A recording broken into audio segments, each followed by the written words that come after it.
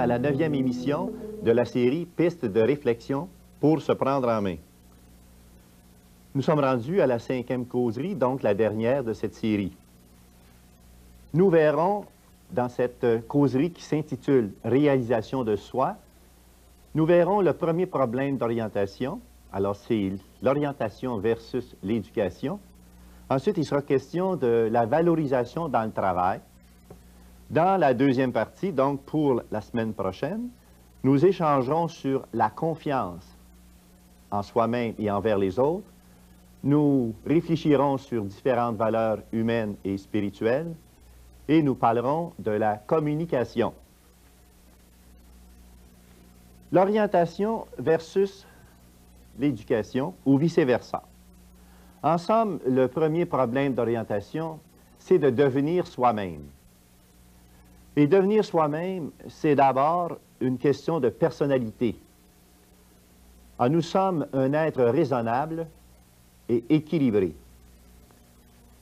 Un proverbe chinois éclaire notre lanterne. Qui connaît les autres est un érudit, un savant. Qui se connaît est un sage. Il s'agit donc de se connaître. Nous sommes des êtres parmi tant d'autres, mais cependant des êtres raisonnables. Il y a deux parties en chacun de nous qui sont très unies et qui ont une très grande relation entre elles. La première partie, c'est ce qu'on appelle l'aspect matériel. C'est ce qui est périssable. C'est un être parmi tant d'autres, c'est mon corps. La deuxième partie, c'est l'aspect immatériel, non périssable, c'est l'être raisonnable, c'est-à-dire mon esprit, ce qui anime mon corps, mon âme.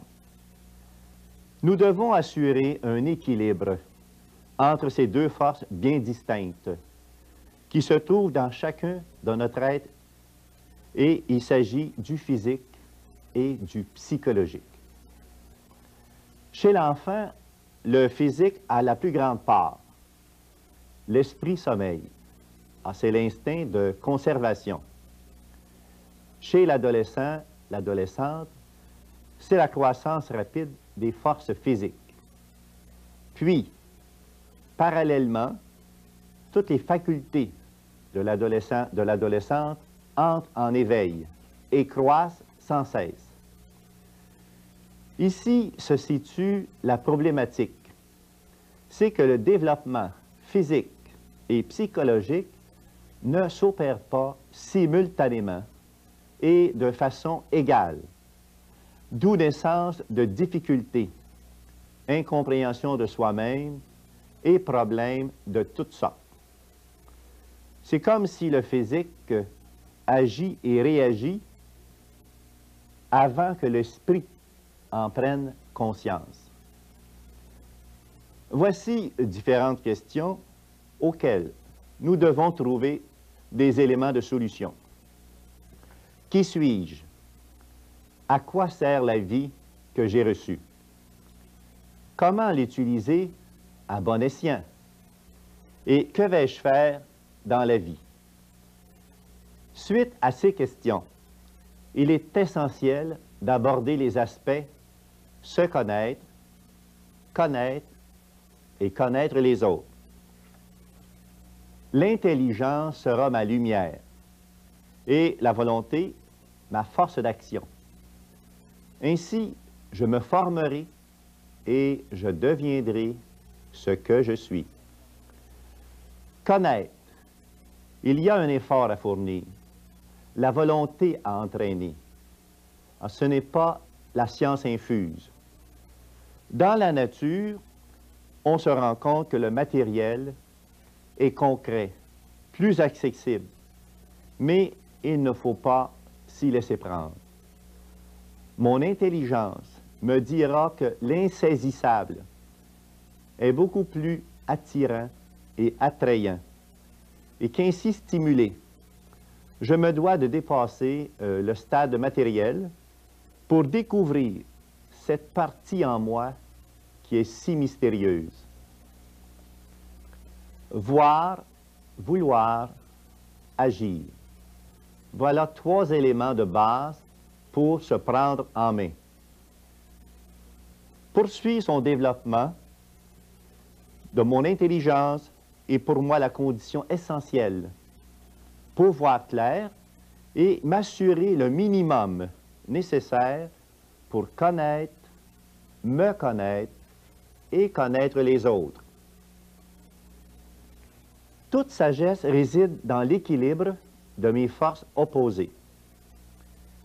Il est important de connaître ces 2 forces avant d'essayer d'établir un équilibre. La force matérielle, mon physique, c'est-à-dire mon corps. La force immatérielle, le psychique, c'est-à-dire mon esprit, mon âme. La distinction et l'interrelation est très grande entre ces 2 forces. Le physique, c'est la biologie. Il est question de sexe mâle ou femelle. Le psychique, c'est la psychologie, soit masculine, soit féminine. D'où la nécessité de connaître le rôle de chaque partie de soi-même, son corps et son esprit. Nous avons des comportements différents selon notre sexe, notre hérédité, notre milieu social, selon nos goûts, nos aptitudes. Il y a un équilibre à assurer entre les 2 parties inséparables de mon être, entre mon corps et mon esprit. Mais attention, équilibre ne signifie pas égalité, comme pourraient donner les 2 plateaux d'une balance. Nous devons dépasser les lois de la physique, qui ne s'intéressent qu'au matériel. Et il faut arriver à comprendre qu'il s'agit beaucoup plus, non pas d'une égalité, mais d'une hiérarchie dans nos priorités. Alors, il faut établir une échelle de valeurs. Il est possible, à l'être raisonnable que nous sommes, d'établir une échelle de valeurs dans tout ce qui nous compose et nous entoure. Puis le respect et l'acquisition d'une certaine hiérarchie de toutes les valeurs humaines ou spirituelles détermine chez chacun d'entre nous ce que nous appelons la maturité. Et retenons que cette fameuse maturité, c'est le travail de toute une vie. L'âge chronologique et psychologique des êtres humains ne coïncide pas toujours.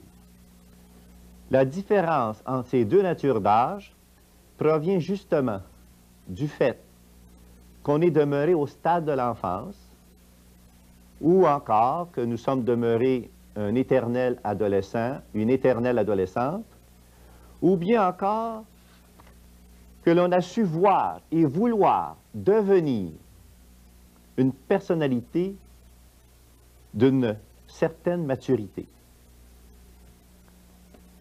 En considérant la seule force réelle existante dans chaque être raisonnable, en considérant que cette force, c'est l'amour, nous arrivons au cœur du sujet. L'amour, c'est ce qu'il y a de plus simple et de plus naturel. Le problème, c'est que pourtant, on arrive à constater autour de soi qu'aimer n'est pas facile. Qu'on se souvienne de la chanson de Gilles Vigneault, qu'il est difficile d'aimer. On arrive au piètre résultat, c'est-à-dire à se demander à quoi sert la vie. La réponse est simple. La vie ayant été donnée par amour, l'être humain n'a pas d'autre but que d'aimer dans la vie. Ça fait partie de notre nature.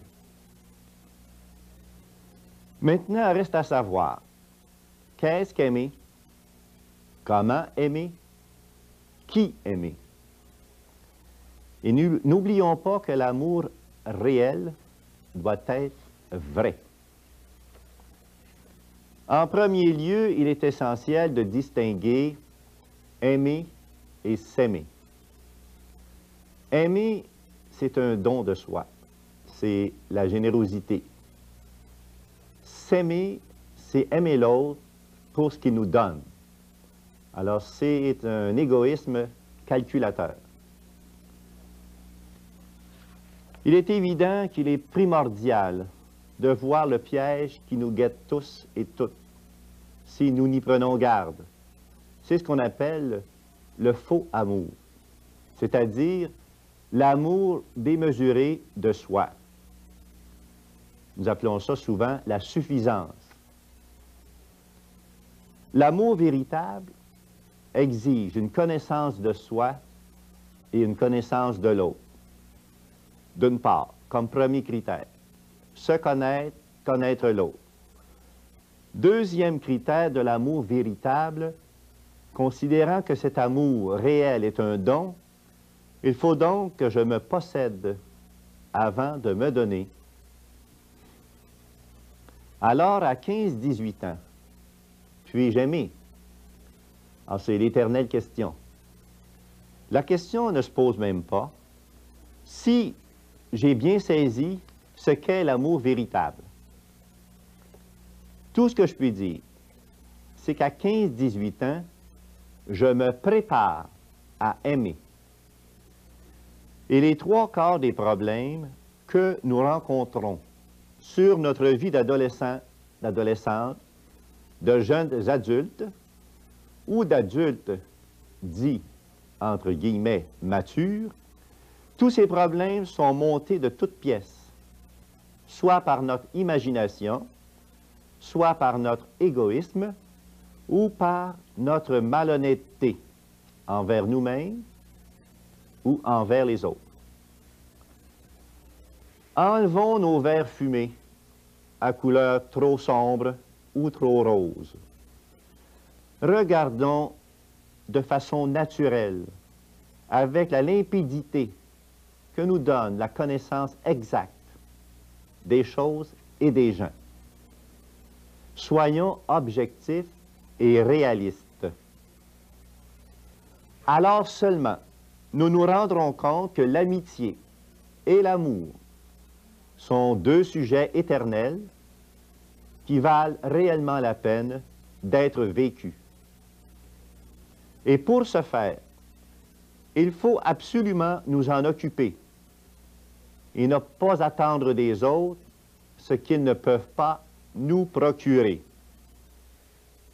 Ce qui signifie, en termes clairs, prenons d'abord les moyens mis à notre disposition et ensuite exigeons de nous-mêmes d'abord, puis des autres par la suite, et non pas l'inverse, comme nous sommes portés à le faire très souvent. Aide-toi et le ciel t'aidera. Maintenant, comment se préparer efficacement à pouvoir aimer réellement un jour? En premier lieu, il nous faut combattre l'égoïsme, qui est un cancer pour l'amour. Malheureusement, ce cancer croît sans cesse. Puis, cessons de penser à nous, à nos petits problèmes. Car regardons l'autre aux côtés de nous, qui, les trois quarts du temps, ne possède même pas le tiers de ce que nous avons, tant sur le plan physique, intellectuel ou moral. Et nous devons respecter la nature. Il ne faut pas accepter de se robotiser. Demeurons ce roseau penchant, mais pensant. Et voir sainement tout ce que l'auteur de nos jours a mis à notre disposition pour que nous puissions connaître le vrai bonheur sur cette terre. Pour cela, il faut arriver à accepter d'être soi-même et ne pas tenir à devenir l'autre absolument. Être soi-même, ce n'est pas évident. Nous l'avons déjà vu dans nos causeries précédentes. De ce fait, nous réalisons que l'apprentissage de l'amour ne consiste pas en expériences malheureuses qui ne nous rapportent rien, si ce n'est que dégoût et amertume. On veut récolter avant d'avoir semé. Et ici, ce n'est pas un jeu de mots. Toute étape dans la vie d'un être humain a sa raison d'être. Ainsi, il est heureux que nous connaissions les joies naïves de l'enfance, les joies tantôt sombres, tantôt ensoleillées de l'adolescence, pour pouvoir apprécier à sa juste valeur ce que la vie d'adulte nous réserve. Il n'est pas normal que les adolescents, adolescentes ou les adultes restent indifférents à leurs problèmes réciproques. Pas plus que chacun et chacune demeure sur ses positions, attendant la solution de l'un de leurs problèmes de M. Hasard, qui, plus souvent qu'autrement, brille par son absence. En conséquence, l'adulte et l'adolescent, l'adolescente, doivent coopérer afin que l'expérience et la maturité de l'adulte viennent éclairer et diriger le cheminement de l'adolescent, de l'adolescente, qui, dans le fond, ne demande pas mieux.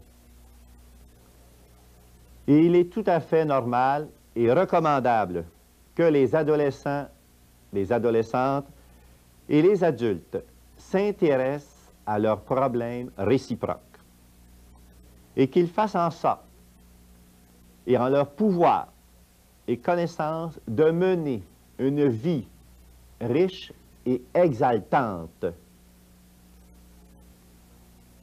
Maintenant, nous parlons du travail dans la vie d'une personne. La valorisation de soi dans le travail. C'est très important. Imaginez-vous que plus de la moitié des gens qui travaillent détestent soit leur travail, soit leur employeur. Comment peut-on produire un bon travail sans l'amour de celui-ci? Pourquoi cette rareté de gens qui aiment leur travail? Ils devraient quitter ce travail immédiatement, ou du moins s'interroger sur les sinistres raisons de leur désintéressement, car ils sont des morts vivants. Quand on songe que l'on passe entre le tiers et la moitié de sa vie éveillé au travail, et que nous détestons notre travail, c'est incroyable. Et pourtant, nous, on a besoin d'être reconnus par notre travail pour survivre affectivement. Alors, la gratification que nous procure notre travail est très importante dans notre vie. C'est une façon de nous prouver à nous-mêmes ce que nous valons. Sans négliger les autres, il est impératif d'agir en premier lieu pour soi, car nous sommes la personne la plus importante du siècle sur cette terre. Nous sommes uniques et en vivant pour soi, on respecte la nature. Et n'oublions pas, le fait d'être unique, c'est notre plus grand trésor. Et il existe dans la vie un pourcentage de risques qui nous surviennent, des épreuves ou des accidents. Et c'est très bien ainsi. Que ces épreuves servent à fortifier notre caractère et à améliorer l'image de soi. À chaque épreuve passée et vaincue, nous en ressortons tous et toutes grandis. On peut être victime d'un événement, d'une situation momentanément, parce que nous sommes quand même des humains. Mais ce qui est important, c'est de s'en sortir. Que l'on fasse des erreurs, que l'on trébuche, ce n'est pas ça qui est important. C'est de se relever, de se reprendre en main. Si nous écoutions plus souvent notre intérieur, et si nous nous y laissions guider en prenant les décisions qu'il nous dicte, cet intérieur-là, qui en fait est notre conscience, ça serait beaucoup plus simple, parce que notre intérieur, il est bon et juste. Et notre devoir est très doux, c'est celui d'être heureux. Alors le bonheur consiste à être et à avoir ce que nous désirons, mais attention, sans brimer les autres. Et à cet effet, rappelons-nous que notre liberté se termine là où commence celle de l'autre. Nous avons plusieurs sphères importantes dans notre vie. Qu'il s'agisse des domaines au niveau de la famille, du travail, de l'aspect intellectuel, de l'aspect physique ou moral. Et c'est dans tous ces domaines que nous devons être et avoir. Nous avons déjà causé dans les causeries précédentes qu'il fallait rêver. Oui, il faut rêver et il faut rêver grand. Et pourquoi pas en couleur? Tout est possible si nous sommes persévérants et si nous croyons en nous-mêmes. Donc, la ténacité, on l'a vu déjà, c'est ça le talent. Être tenace et croire en soi. Avec cela, on peut tout. Et accordons-nous le temps nécessaire afin de nous fixer des buts qui vont s'inspirer de nos désirs les plus profonds. Ça correspond à ce que nous voulons. Et il est bon de savoir où l'on va. Ce désir qu'on entretient comme palpable devient une résolution. Et ce qui nous donne l'espérance de changer quelque chose. Il arrive parfois qu'il faille rebrousser chemin ou changer de direction. À l'occasion, il faudra être souple et s'ajuster d'abord et avant tout à nos propres désirs, car d'ailleurs, c'est de notre vie dont il s'agit.